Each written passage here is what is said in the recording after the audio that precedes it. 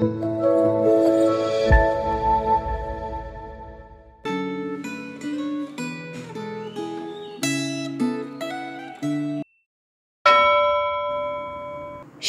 Bapak Ibu Saudara, hari ini kita akan belajar firman Tuhan dengan tema Kuasa Sang Mesias. Sebelum kita merenungkan firman Tuhan, mari kita berdoa. Kami mengucap syukur Tuhan untuk kasih setia-Mu dan anugerah-Mu yang boleh terus kami rasakan di dalam kehidupan kami. Pada saat ini kami bersyukur kami masih diberikan kesempatan untuk mendengarkan firman-Mu. Kiranya Engkau yang menolong setiap kami agar kami dapat mengerti apa yang ingin Engkau sampaikan bagi kami. Kami mau serahkan waktu ke depan hanya ke dalam tangan kuasa-Mu, hanya di dalam nama Tuhan Yesus Kristus kami berdoa. Amin. Firman Tuhan hari ini terambil dari Lukas 8 ayat 22 sampai 56. Tetapi kita hanya akan membaca sebagian dari firman Tuhan. Yang pertama kita akan membaca dari ayat 23 sampai 25. Angin ribut diredakan. Dan ketika mereka sedang berlayar, Yesus tertidur. Sekonyong-konyong turunlah taufan ke danau, sehingga perahu itu kemasukan air dan mereka berada dalam bahaya. Maka datanglah murid-muridnya membangunkan dia, katanya, "Guru, guru, kita binasa." Ia pun bangun, lalu menghardik angin dan air yang mengamuk itu. Dan angin dan air itu pun reda, dan danau itu menjadi teduh. Lalu katanya kepada mereka, "Di manakah kepercayaanmu?" Maka takutlah mereka dan heran.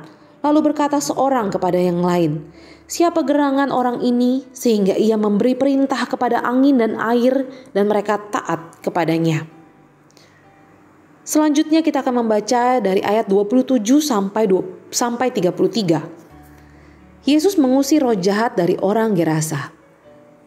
Setelah Yesus naik ke darat, datanglah seorang laki-laki dari kota itu menemui dia.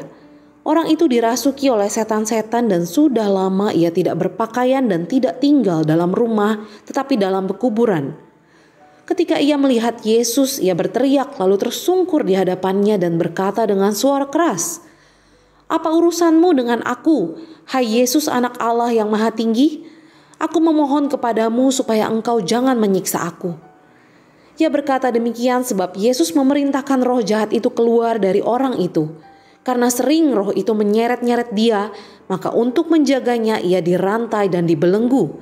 Tetapi ia memutuskan segala pengikat itu dan ia dihalau oleh setan itu ke tempat-tempat yang sunyi. Dan Yesus bertanya kepadanya, "Siapakah namamu?" Jawabnya, "Legion," karena ia kerasukan banyak setan.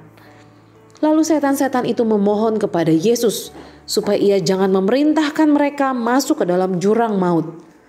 Adalah di sana sejumlah besar babi sedang mencari makan di lereng gunung.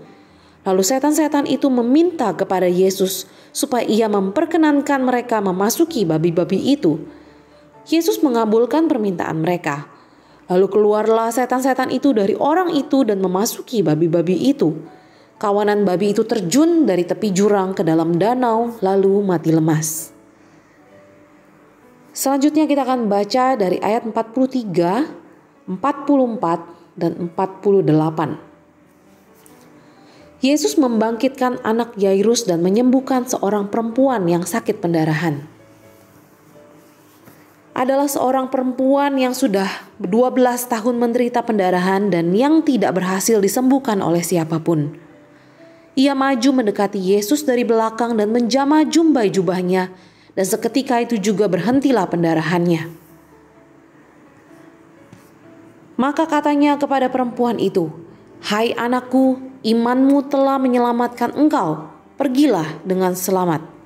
Demikian firman Tuhan.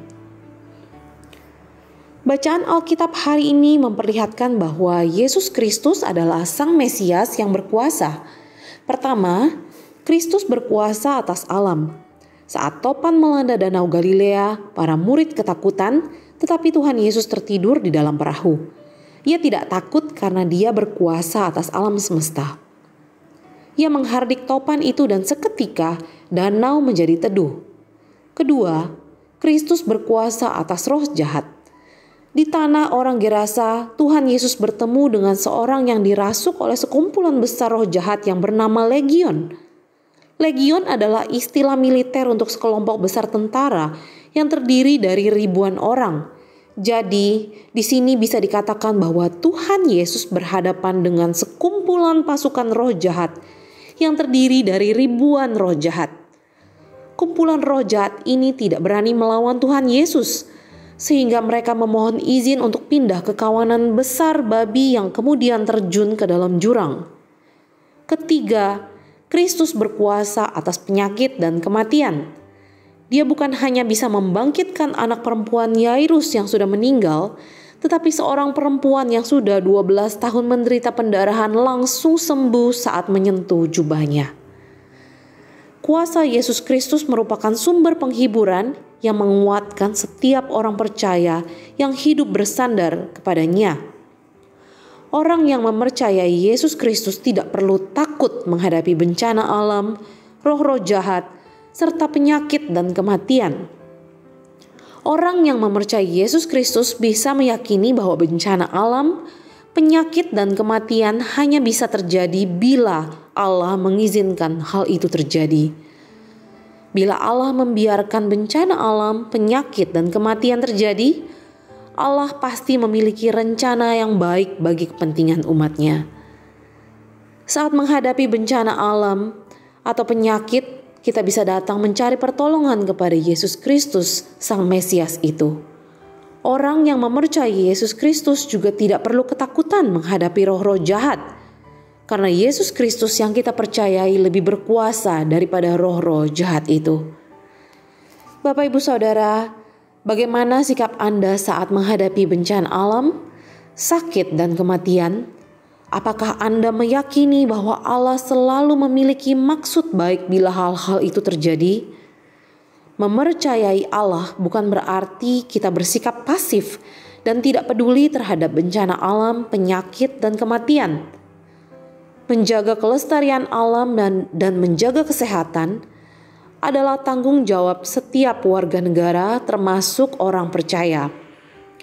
Yang harus kita cegah adalah merasa takut atau khawatir secara berlebihan, seolah-olah Allah tidak sanggup melindungi diri kita. Apakah Anda sudah belajar mempercayai Allah dan bersandar kepada Kristus? Mari kita berdoa. Kami mengucap syukur Tuhan untuk firman-Mu yang boleh mengingatkan kami bahwa kami memiliki Allah yang berkuasa atas segalanya. Dan kami percaya bahwa rancangan-Mu adalah rancangan damai sejahtera dan bukan rancangan kecelakaan. Terima kasih Tuhan, Engkau selalu ada bersama-sama dengan kami di setiap musim kehidupan kami. Dan kami percaya bahwa hidup kami terus berada di dalam kendali dan pemeliharaan Tuhan. Kami mau terus belajar bersandar dan mengandalkan Engkau di dalam menjalani kehidupan kami. Terima kasih Tuhan, hanya di dalam nama Tuhan Yesus Kristus kami berdoa. Amin.